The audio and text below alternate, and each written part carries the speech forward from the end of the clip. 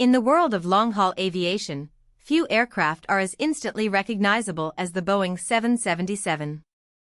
Known almost universally as the 777, it is a long-range, wide-body airliner built by Boeing Commercial Airplanes, and it holds two major distinctions. It is the world's largest twin-engine jetliner, and it has become the most built wide-body airliner in history. That combination matters. For decades, the biggest intercontinental aircraft usually relied on 3 or 4 engines, partly because of range, reliability rules, and passenger capacity. The 777 helped prove that a very large aircraft with just 2 engines could safely, efficiently, and profitably connect cities across oceans. It was not simply another model in Boeing's lineup. It became a turning point in how airlines thought about long-distance travel. To understand why the 777 was created, you have to look at Boeing's lineup before it existed. Boeing already had the 767, a twin-engine widebody that served many medium and long routes, and the iconic 747, a 4-engine giant built for high-capacity international flying. But between those two aircraft, there was a gap. Airlines needed something larger than a 767, but not always as big or as costly to operate as a 747. At the same time, older 3-engine jets like the McDonnell Douglas DC-10 and Lockheed L-1011 were aging. These trijets had been important aircraft, but airlines wanted better efficiency, newer technology, and lower operating costs. The 777 was designed to sit directly in that space, a powerful, flexible aircraft that could replace aging wide bodies while offering long range without 4 engines. One of the most important things about the 777 program is that Boeing did not design it in isolation. The aircraft was developed in consultation with 8 major airlines, which gave operators a direct role in shaping the final product. This was a major shift in how a large airliner was developed. Airlines were not just buying whatever Boeing decided to build, they were helping define the aircraft they wanted to fly. That meant practical concerns like cabin layout, maintenance access, cargo capacity, operating economics, and cockpit design were central from the beginning. The program officially launched in October 1990 with an order from United Airlines. Less than 4 years later, the prototype rolled out in April 1994, and it made its first flight in June of that year. By June 1995, United Airlines placed the 777 into service. The 777's basic size and layout were built around airline flexibility. It can accommodate a 10-abreast seating layout, meaning 10 seats across in economy class, although cabin comfort depends heavily on each airline's chosen seat width and configuration. In a typical 3-class layout, the aircraft carries roughly 301 to 368 passengers. Its range depends on the variant, but spans from about 5,240 to 8,555 nautical miles, or roughly 9,700 to 15,840 kilometers. That range made it suitable for major international routes, including long oceanic sectors. The aircraft's wide-body cabin, large cargo hold, and long-range performance gave airlines a tool that could serve many different markets. It could fly dense transcontinental routes, international trunk routes, or ultra-long-haul missions depending on the version. Visually, the 777 has several features that make it stand out. Its engines are enormous, with large-diameter turbofans that are among the most noticeable parts of the aircraft. On some variants, the General Electric GE90 engines became famous for their sheer size and power.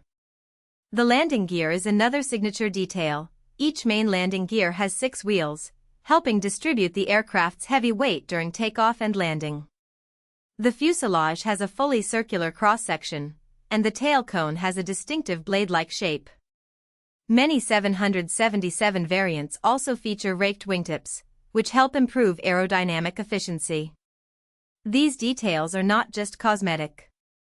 They reflect the engineering challenge of creating a large twinjet with enough performance, range, and reliability to replace aircraft with more engines. Technologically, the 777 was a milestone for Boeing. It became the first Boeing airliner to use fly-by-wire controls. In older aircraft, pilot inputs were often transmitted through mechanical or hydraulic linkages. Fly-by-wire systems convert pilot commands into electronic signals, which are then interpreted by flight control computers before moving the control surfaces. This can reduce weight, improve handling, and allow the aircraft to include built-in protections and refined control logic. The 777 also used a carbon composite structure in its tailplanes, an important step toward the increased use of composite materials in later aircraft. While the 787 Dreamliner would later become Boeing's major composite airliner, the 777 represented a critical bridge between conventional design and a more digital, materials-conscious era.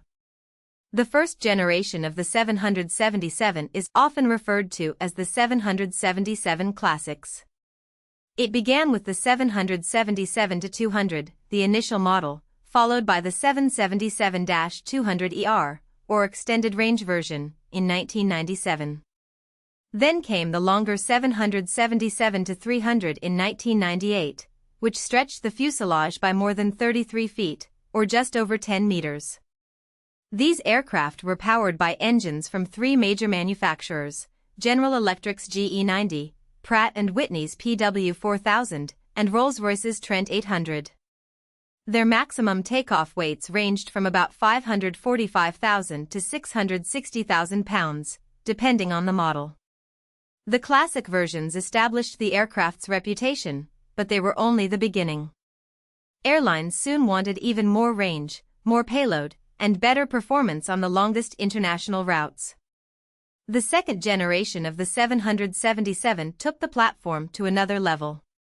The most famous member of this generation is the 777-300ER, which entered service in 2004. The ER stands for Extended Range, and this aircraft became one of the most successful wide-body variants ever built. It combined high passenger capacity with long range and strong economics, making it extremely attractive to international airlines. Boeing also introduced the 777-200LR in 2006, designed for longer-range missions, and the 777F Freighter in 2009, built for cargo operations. These second-generation versions used extended-raked wingtips and were powered exclusively by very powerful GE90 engines rated around 110,000 to 115,300 pounds of thrust. For many airlines, especially those flying long-haul hub networks, the 777-300ER became a workhorse. The 777's success is closely tied to the rise of efficient twin-engine long-haul flying.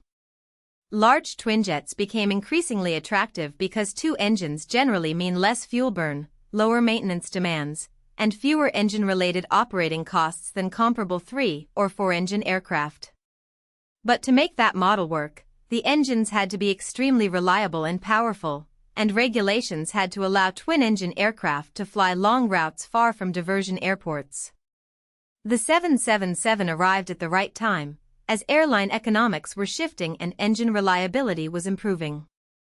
It gave airlines a way to fly routes that once required larger or less efficient aircraft. Instead of filling a 747 on every long route, an airline could deploy a 777 with strong range and capacity but better route flexibility.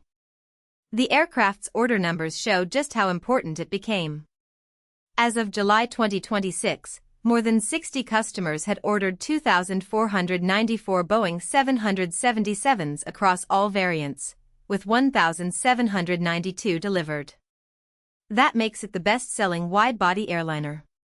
The 777-300ER stands out as the best-selling variant, with 833 delivered. Emirates became especially associated with the type, and by 2018 it was the largest operator, with a fleet of 163 aircraft.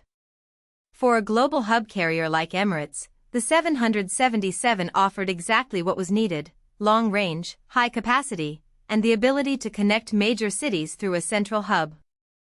But its popularity extended far beyond one airline. Carriers around the world used it for flagship international routes, high-density regional services, cargo flying, and ultra-long-haul operations. Competition also shaped the 777 story. Early on, it competed with aircraft like the Airbus A340 and the McDonnell Douglas MD-11.